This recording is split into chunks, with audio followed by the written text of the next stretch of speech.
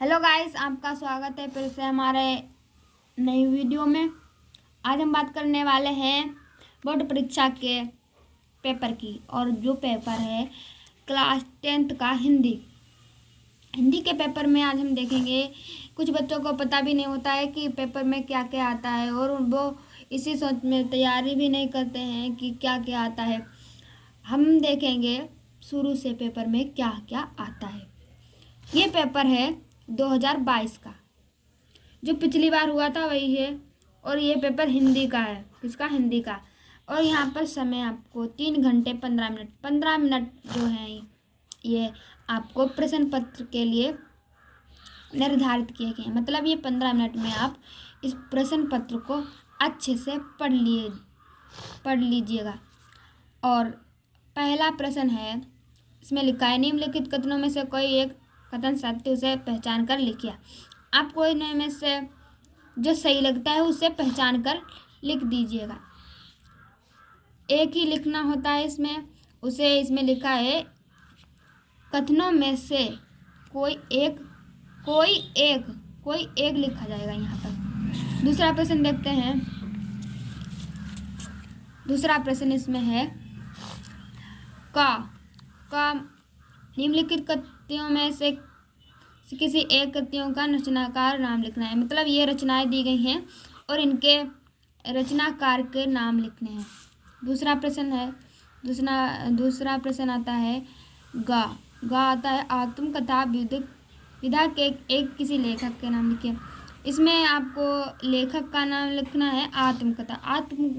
आत्मकथा ये जो विधा है ये किसकी रचना है।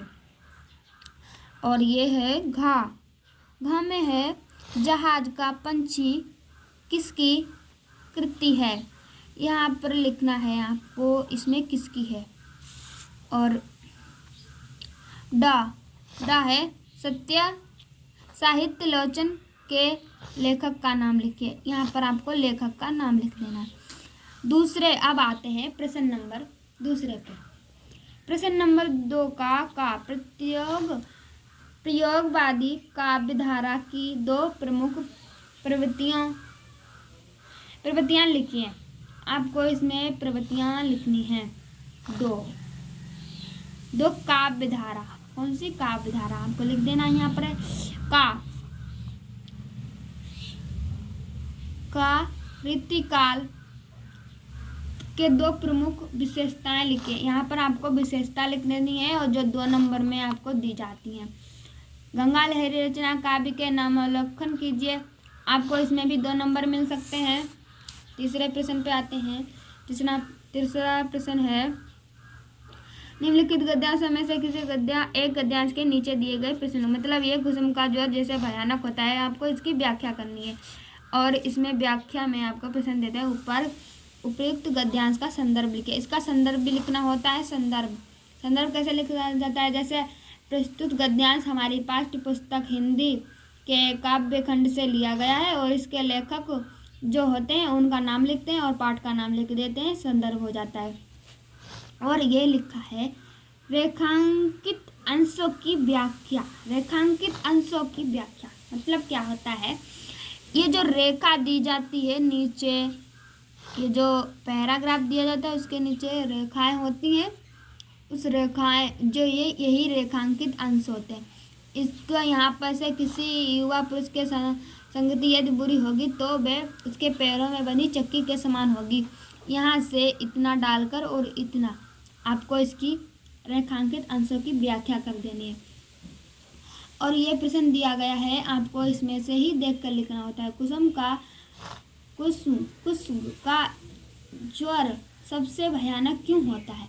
कुसुम का ज्वर सबसे भयानक होता है, ये केवल नीति और सद्वृत्ति का ही निशान नहीं करता, बल्कि बुद्धि का भी क्षय करता है।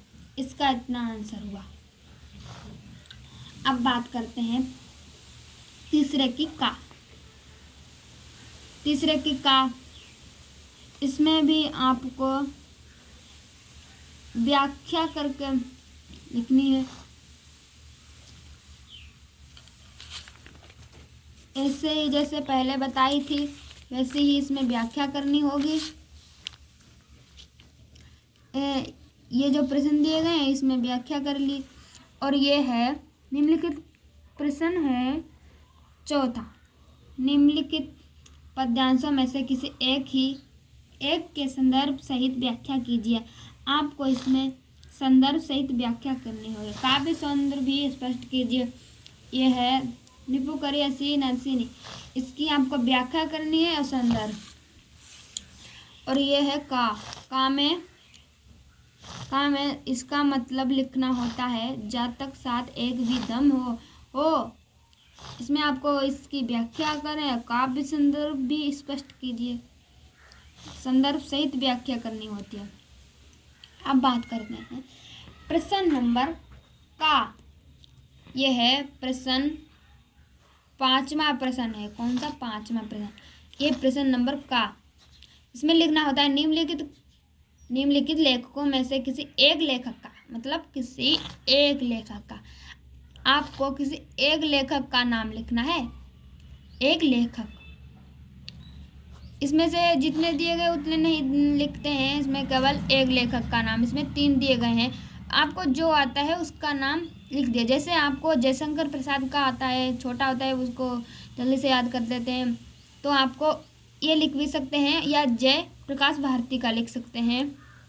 आपको जो भी आता है वो लिखिएगा, आपको एक ही लिखना है। और इनकी इसमें लिखा है जीवन परिचय दीजिए, उनकी किसी एक रचना का नाम बताइए या नाम लिखिए। नाम भी एक रचना लिखनी है, उसका नाम भी बताना है। अब है ख निम्नलिखित कवियों में से किसी एक कवि का जीवन परिचय दीजिए तथा उनकी किसी एक रचना का नाम लिखिए।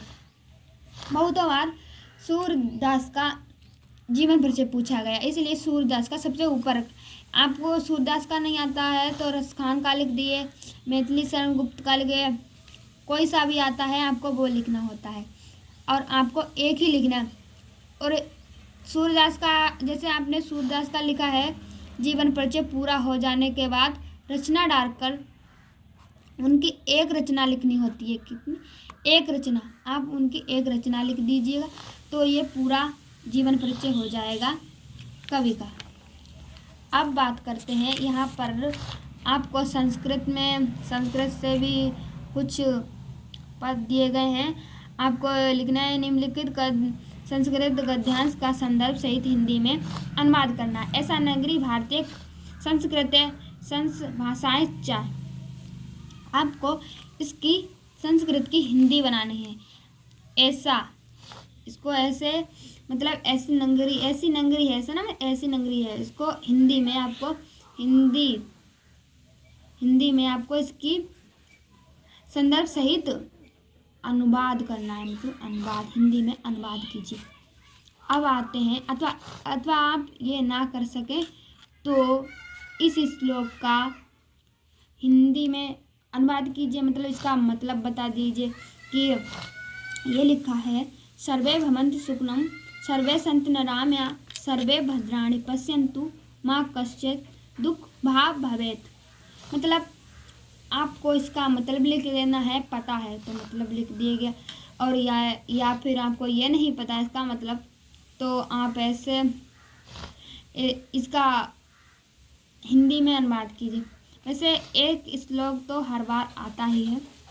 अब इसमें लिखना है प्रश्न नंबर 7 में है, अपनी पाठ्य पुस्तक में कंठस्थ किया हुआ एक श्लोक प्रश्न पत्र में, जो ये मतलब यही नहीं लिख देना कि ये मिल गया तो यही लिख देना, इसे नहीं लिखा जाएगा।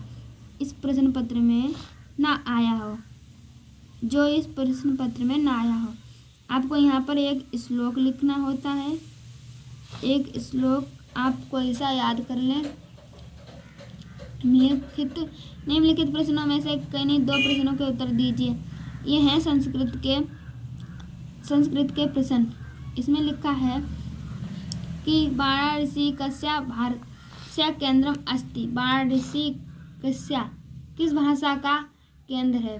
तो आपका लिखना है संस्कृत। कौन सी भाषा का लिखना है? संस्कृत भाषा का केंद्र। ऐसे ही आप 2 प्रश्नों के बीरा कहने पूजत ऐसे लिख देना है। अब यहाँ पर प्रश्न नंबर 8। प्रश्न नंबर 8 है का है हास्य रस अथवा करुण रस स्थायी भाव तथा परिभाषा लिखिए। आपको लिखनी है या फिर हास्य रस लिखें अथवा करुण रस स्थायी भाव तथा इसमें या फिर इसको लिख सकते हैं या फिर इसको लिख सकते हैं, इसमें से एक लिखना होता है और ये स्थायी भाव, इसका स्थायी भाव लिख। चलो आगे देखते हैं। का नंबर है उपमा अलंकार। उपमा अलंकार अथवा उत्प्रेक्षा अलंकार, इसमें में भी एक ही लिखना होता है। उत्प्रेक्षा अलंकार का एक ही लिखना है, जो आपको आता है वो लिखो। सोटा छंद तथा अथवा मतलब ये अथवा में दिया रोला छंद के लक्षण और उदाहरण लिखिए। आपको ये भी लिख देना है, इसमें एक ही लिखना होता है। अब बात करते हैं निम्नलिखित उपसर्गों में से किन्हीं 3 मेल के एक शब्द लिखिए। आ से आपको जो भी शब्द बना पाते हैं उनको बनाइए। 3 के मेल के किन्हीं 3 इनमें में से इन तीनों के या इन तीनों के जो भी आपको आते हैं उन पे लिख दीजिए, इनके शब्द बनाने होते हैं। अब बात करते हैं प्रत्ययों का प्रयोग। निम्नलिखित में से किन्हीं 2 प्रत्ययों का प्रयोग। आहेट आहट, ये आहट हुआ, इसमें से ऐसे बनाकर लिख सकते हैं आप। और ये है गा, कौन सा है गा। गा है निम्नलिखित में से किन्हीं 2 समास विग्रह कीजिए तथा समास का नाम। आपको इसमें समास बनाना है। समास आप बनाना जानते होंगे, ऐसे बना लीजिएगा। घा निम्नलिखित में से किन्हीं 2 शब्दों का तत्सम रूप से, तत्सम मतलब इसका तत्सम रूप लिखना है। और डा में देखते हैं निम्नलिखित में से किन्हीं 2 शब्दों के 2 पर्यायवाची। अब ये यहाँ पर पर्यायवाची आ गए हैं। आपको इसमें पर्यायवाची जैसे 2, इन 2 का या इन 2 का आपको जिनका भी आता है उनका पर्यायवाची लिख दिए। इनमें आँख का होता है नेत्र, नेत्र या लोचन। दूसरा होता है लोचन। पृथ्वी का तो वैसे भी पर्यायवाची सभी जानते हैं। पृथ्वी का होता है भू, धरा, भूमि, वसुंधरा, ये बहुत सारे हैं। और वन का भी होता है विपिन, वन, जंगल। पक्षी का होता है पक्षी का खग, बहुत सारे होते हैं। और प्रश्न नंबर 10 का निम्नलिखित में से किसी संधि, आपको यहाँ पर इसकी संधि विच्छेद करनी है। इसकी संधि विच्छेद दो की संधि, पहले की और दूसरे की संधि विच्छेद करनी है, या दूसरे की या तीसरे की चौथे की कर, किसी भी में 2 आप जो आते हैं उनकी कर दी। खा नंबर है निम्नलिखित शब्दों के रूप चतुर्थी विभक्ति, मतलब आपको इसमें विभक्ति बनानी है। फल अथवा मति, फल अथवा मति की विभक्ति। अब बात करते हैं गा। निम्नलिखित शब्दों में से किसी एक धातु के लकार पुरुष तथा वचन उल्लेख कीजिए। इसमें आपको पठुत या पठता ये सब होते हैं, उसकी ये पठुत वाली करनी है। अब बात करते हैं नेक्स्ट क्वेश्चन की, जो गा है। निम्नलिखित में से किन्हीं 2 वाक्यों को संस्कृत, इसमें आपको वाक्य दिए गए हैं, आपको संस्कृत बनानी है। इनकी 2 वाक्यों की भारतीय संस्कृत सर्वश्रेष्ठ है, मतलब आपको भारतीय संस्कृत सर्वश्रेष्ठ है, आपको इसमें संस्कृत में चेंज करना है। और यहाँ पर है विषय पर निबंध दिया गया है। निम्नलिखित में से किसी एक विषय पर निबंध लिखिए। आपको विद्यार्थी जीवन खेल का महत्व पता है तो उसके बारे में लिख दीजिए। और मेरे प्रिय कवि, आपको ये पता है तो ये लिख दिया। पर्यावरण प्रदूषण के कारण निवारण, ये भी लिख सकते हैं आप, कोई भी लिख दे। अपने पठित खंड का के आधार पर निम्नलिखित प्रश्नों में से किसी एक उत्तर लिखिए। आपको इसमें जैसे कि आपको जो आता है वो लिख सकते हैं आप। हाँ,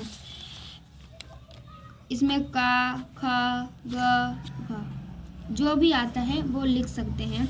और ये 3 नंबर का आता है। और ये अगर आप विषय पर निबंध लिखते हैं तो आपको यहाँ पर 6 नंबर दिए जाएंगे। यहाँ पर चा में भी 2 दिए गए हैं, कोई सा भी लिख सकते हैं। अगर आपको कर्मवीर भरतखंड के फर्स्ट सब आता है, भरत राम भरत मिलन का सारांश लिखिए। जो आपको आता है। वीडियो अच्छी लगी हो तो लाइक कीजिए एंड दोस्तों के साथ शेयर कीजिएगा। तब तक के लिए धन्यवाद।